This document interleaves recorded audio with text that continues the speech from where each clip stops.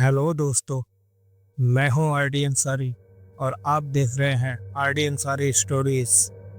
आज मैं लेकर आया हूं एक ऐसी कहानी जो सच्चाई और डर के बीच की बेहद बारीक लकीर पर चलती है।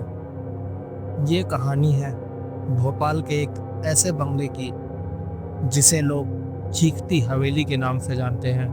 कहते हैं वहां से रात के समय बहुत सी चीखों की आवाज़ सुनाई देती है। कोई जाता है तो लौट कर नहीं आता। लेकिन एक दिन चार दोस्तों ने उस हवेली के लिए एक एडवर्टाइजमेंट देखा। तो क्या हुआ उन चारों के साथ? क्या वो लौटे या फिर हवेली ने उन्हें भी अपना शिकार बना लिया? जानने के लिए इस कहानी को आखिरी तक जरूर सुनिए। और हाँ, अगर आप रात में इस कहानी को सुन रहे हैं तो अपनी रूम और घर की लाइटें ऑन कर लीजिएगा। और अगर आप मेरे चैनल पर नए हैं तो चैनल को सब्सक्राइब जरूर करिएगा, क्योंकि यह तो बस शुरुआत है। तो चलिए आज की कहानी शुरू करते हैं।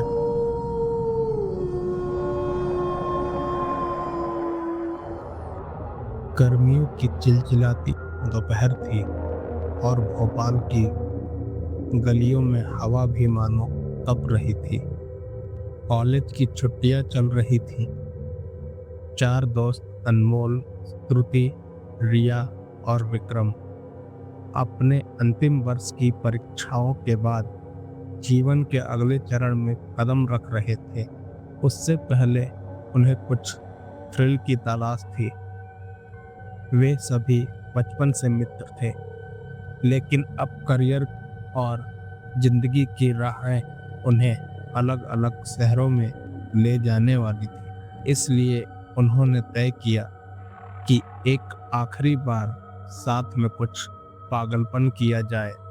इसी बीच एक अखबार के कोने में एक छोटा सा विज्ञापन दिखा, जिसमें लिखा था पिपरिया घाट के पुराने बंगले में एक रात के लिए केयर टेकर चाहिए, जिसके लिए से 50,000 रुपये दिए जाएंगे। और साथ ही फोन नंबर भी लिखा था, जिस पर कॉल करके संपर्क किया जा सकता था। ये प्रस्ताव सुनकर सब हैरान रह गए। रिया बोली, 50,000 सिर्फ एक रात के लिए? कोई पक्का किसी को डराना चाहता होगा। श्रुति ने संदेह से कहा, या फिर ये कोई डरावना प्रैंक है, क्या पता कोई मूर्ख बना रहा हो। लेकिन अनमोल को लगा कि ये एक मौका है कुछ अलग करने का। दूसरे दिन उन्होंने उस नंबर पर कॉल किया। दूसरी तरफ एक धीमी थकी सी औरत की आवाज आई, अगर तुम सच में आना चाहते हो तो आ जाओ, पर याद रखना रात 10 बजे से पहले आ जाना। फोन कट गया। कुछ भी साफ नहीं था, ना पता ना नाम। पर विक्रम हंसते हुए बोला, यही तो मजा है, चलो देखते हैं क्या है इस बंगले में। 3 दिन बाद वे पिपरिया घाट पहुंचे। एक सुनसान रास्ता, घने पेड़ और नदियों से आती सीली मिट्टी की गंध। उस बंगले तक पहुंचते ही उन्हें एक अजीब सी घुटन महसूस हुई। दरवाजे पर उल्टा स्वास्तिक बना था, जो लाल रंग से पुता हुआ था। अंदर घुसते ही हवा में बासीपन और नमी की गंध थी। बंगले की मालकिन उन्हें बाहर ही मिल गई। वह बेहद बूढ़ी, कमजोर और सफेद साड़ी में थी। उसकी आंखें भीतर धंसी हुई थी और उसका चेहरा डरावना शांत था। उसने उन चारों से कहा, मैंने ही तुम्हें बुलाया है, और याद रहे नियम मत तोड़ना। अंदर एक शीशा है जिसका कपड़ा मत हटाना, और बेसमेंट में मत जाना। वे अंदर चले गए। एक कमरा उन्हें दिया गया। बाकी बंगले में पुरानी चीजें थीं, जंग खाई अलमारी, बिखरे हुए पुराने अखबार जो 10 साल पुराने थे, एक बंद रसोई और एक कोने में रखा शीशा जिस पर काला कपड़ा पड़ा था। रात को करीब 1:30 बजे श्रुति की नींद खुली। उसे लगा किसी ने धीरे से उसका नाम पुकारा। उसने देखा कि बेसमेंट की तरफ की सीढ़ियों पर खून के निशान थे। दीवार पर किसी ने नाखूनों से लिखा था, मैं तुम्हारा इंतजार कर रही हूँ। और फिर अचानक पूरे बंगले की लाइट चली गई। डर के मारे वो अनमोल के पास भागी।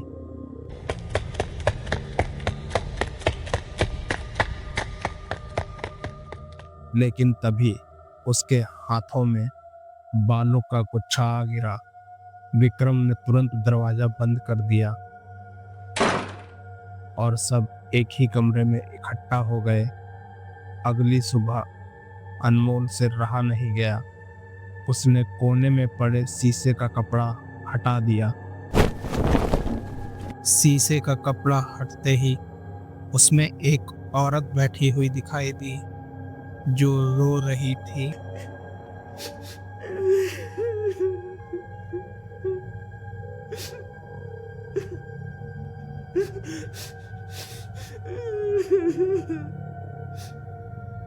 अचानक वो उठ खड़ी हुई, जिसे देख अनमोल काफी डर गया। उसने जो देखा उससे उसकी रूह कांप उठी।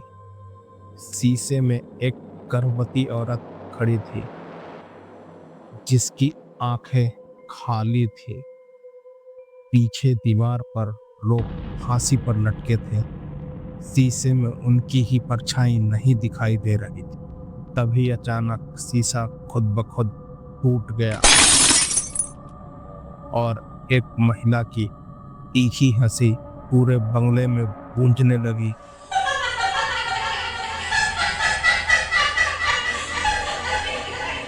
उस रात उन्होंने बेसमेंट की ओर जाने का फैसला किया। अंदर घुसते ही उन्हें सड़े मांस की गंध आने लगी और काला अंधेरा छाने लगा। लेकिन रिया ने टॉर्च जलाई और वे आगे बढ़े। अंदर जाते ही उन्होंने देखा दीवारों में साफ लाशें चुनवाई हुई थी। एक पुरानी डायरी भी पड़ी थी। उन्होंने वो डायरी उठाई और पढ़ने की कोशिश की, जिसके पहले ही पन्ने पर लिखा था, मैंने अपनी बेटी को जिंदा इसी तहखाने में दफना दिया। वो गुनहगार थी। बाकी डायरी में कुछ नहीं लिखा था। उन्होंने लास्ट पन्ने तक पन्ने पलटे।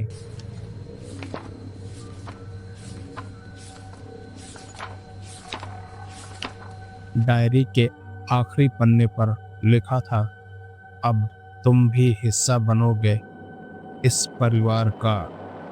जब इस रहस्य का पर्दाफाश हुआ, अचानक अंधेरा छा गया और एक बच्चे की रोने की आवाज आने लगी।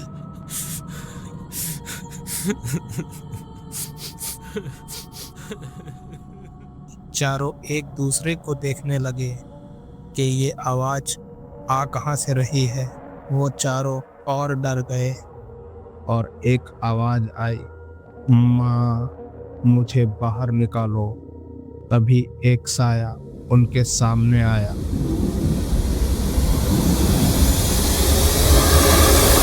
वो उसी गर्भवती औरत का साया था जो उस शीशे में कैद थी, पर अब वो साफ दिखाई दे रही थी। उसका नाम अर्चना था। वह बंगले की मालकिन की बेटी थी। उसने कहा, मेरी माँ को लगा मैं एक अपशगुनी औलाद हूँ। मेरे पति ने मुझसे जबरदस्ती की और माँ ने उसकी सजा मुझे ही दी। मुझे इसी तहखाने में जिंदा जलाकर दफना दिया गया। अर्चना ने उनसे विनती की कि उसकी मुक्ति के लिए वो उसके कहने के अनुसार कुछ काम करें। उसने बताया, मेरी अस्थियां पास के घाट में प्रवाहित कर दो, बंगले को आग लगा दो और इस कहानी को कभी किसी से मत कहना, तभी मुझे मुक्ति मिलेगी। रिया ने तुरंत सहमति जताई। अगले दिन वे अस्थियां लेकर नदी में प्रवाहित करने चले गए। अस्थियां प्रवाहित करने के बाद उन्होंने बंगले में आग लगा दी। जैसे ही बंगले में आग लगाई गई, उस पल आकाश में एक चीख सी गूंज उठी, जैसे कई आत्माएं एक साथ रो रही हों। आग लगाने के बाद जैसे ही वो बंगले से दूर जा रहे थे, रास्ते में एक झाड़ी के पास वही बूढ़ी औरत खड़ी थी। उसकी आंखें अब काली थी और चेहरा सड़ा हुआ।